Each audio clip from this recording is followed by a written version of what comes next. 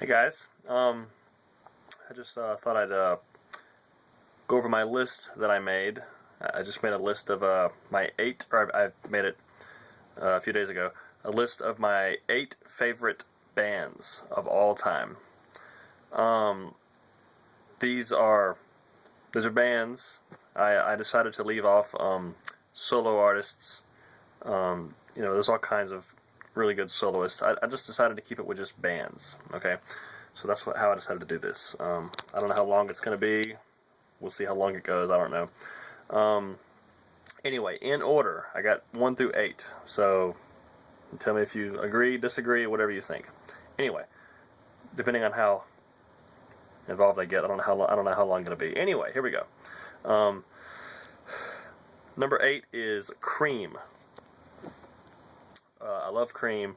They were called Cream because they were considered the cream of the crop as far as British studio musicians went back in the 60s.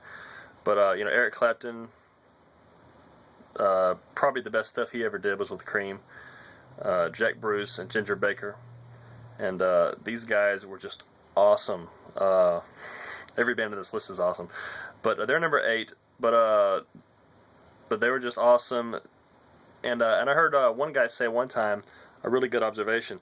Cream was one of those bands, or maybe the only band I've ever heard, where all 3 guys could be just do whatever they could just do whatever they wanted, jamming whatever at the same time, and it still worked.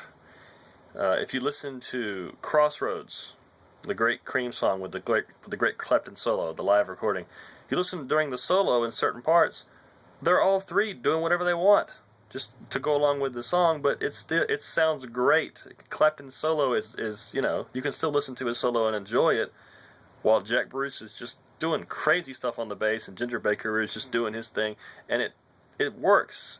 They're a great band. Sunshine of Your Love is one of the greatest riffs of all time. They were just an awesome band.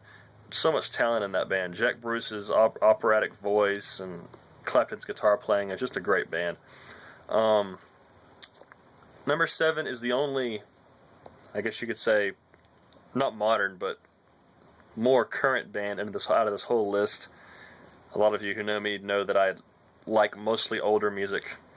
But number 7 is Extreme.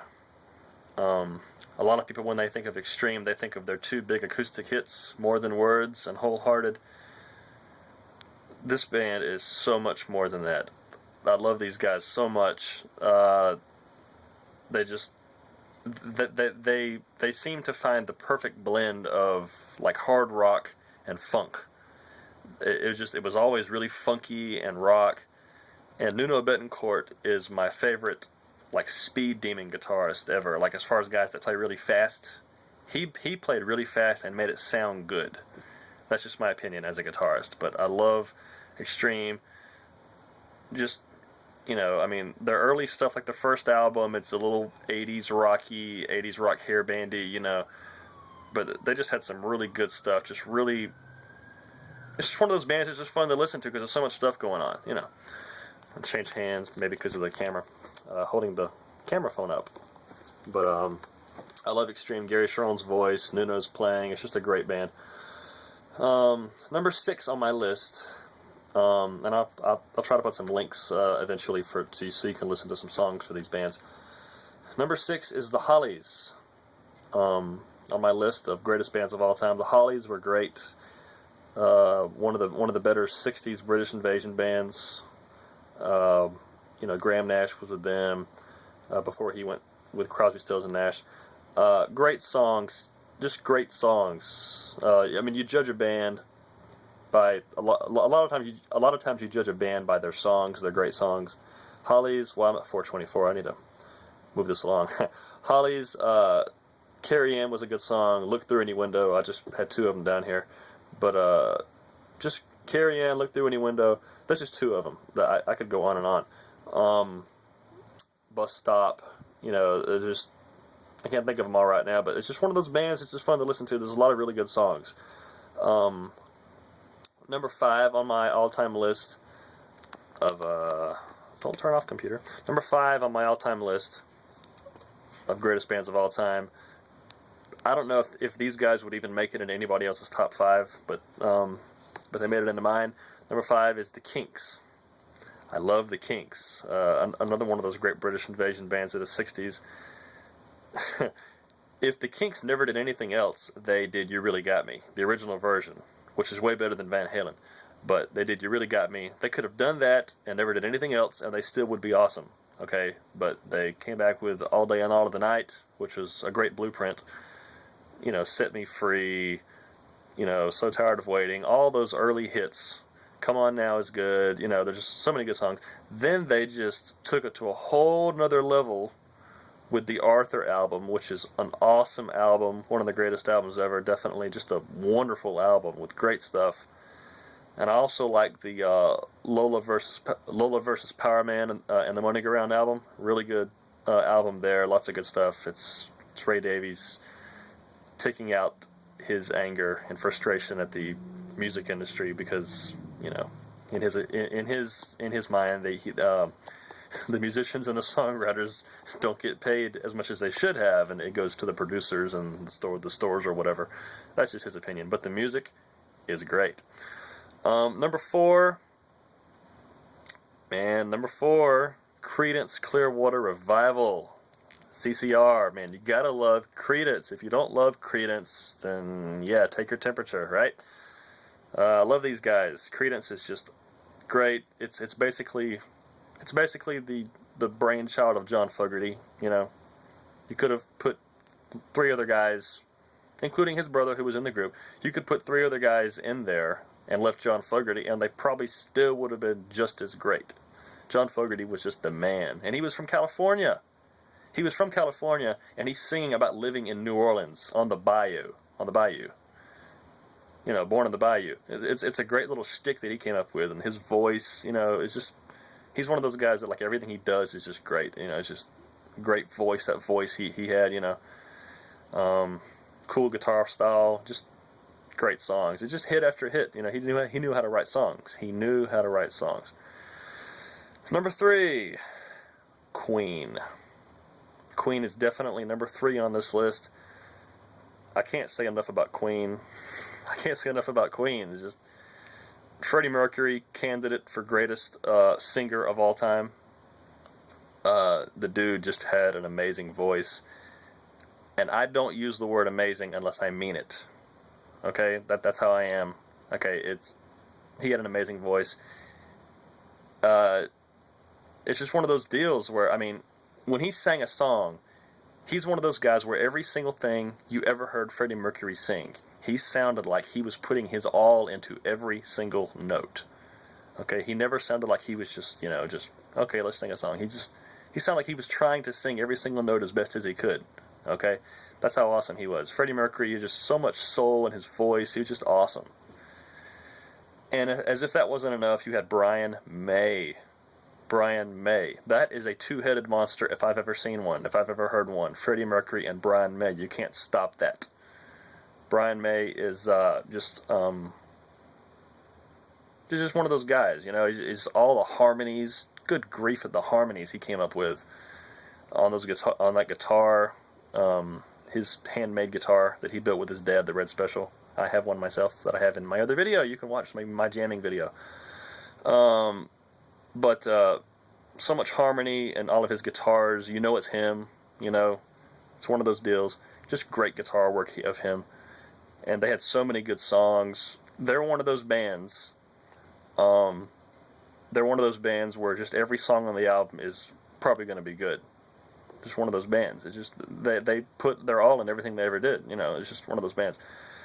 Okay, number 2, definitely number 2, is Led Zeppelin. Jimmy Page is my favorite guitarist of all time. Yes, he can be sloppy sometimes, but that's not why I like him. I don't like him because of his technical prowess, because there's lots of guys who are technically better than him. Clapton, Van Halen, whoever. Jimmy Page was so creative. He was so creative. He came up with the best riffs, and he had the coolest solos. He just comes up with this stuff that just hits you out of left. It just comes out of left field. It just hits you out of nowhere. It's just like, wow.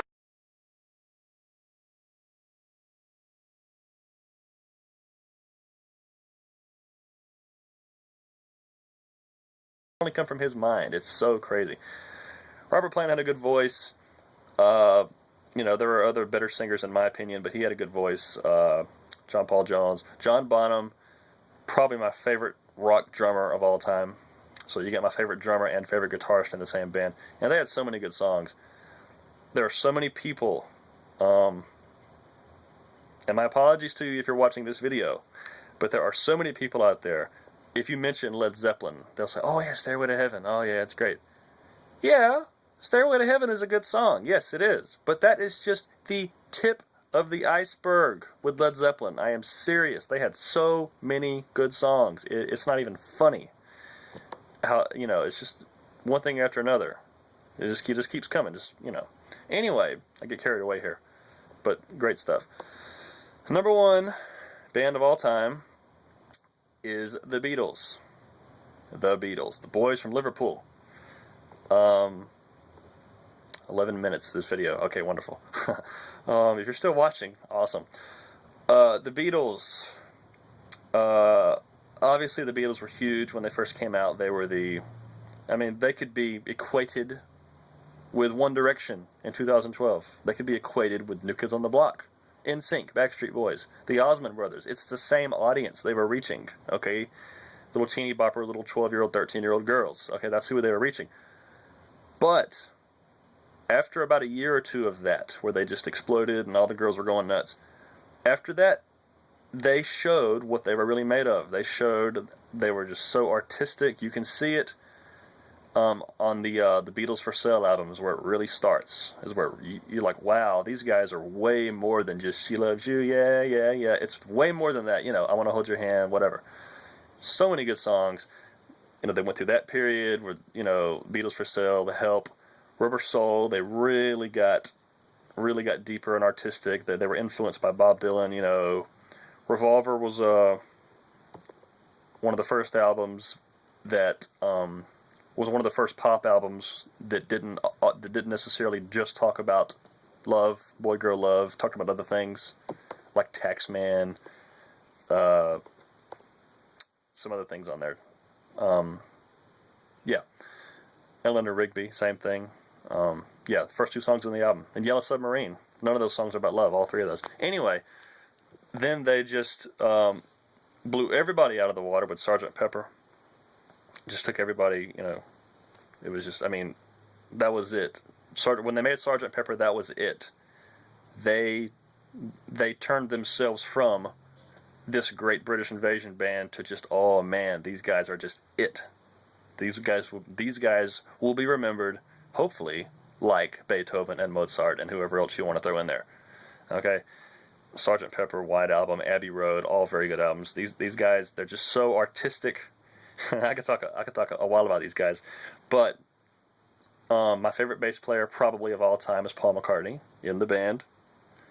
Another great thing about these guys is they had two lead singers. How many bands have two lead singers? I'm not talking about one guy sings sometimes. I'm talking about full-time lead singers. You look at the Rolling Stones. Mick sang almost every song. Mick Jagger.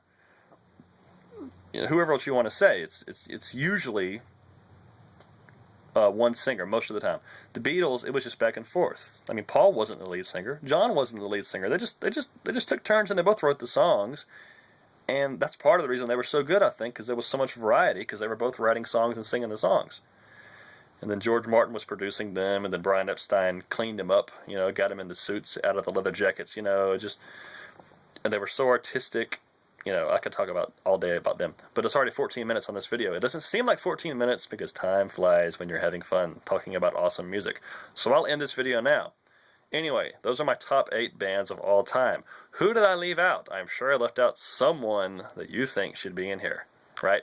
But anyway, I'll go ahead and end it here. Let me know what you think. Thank you for watching.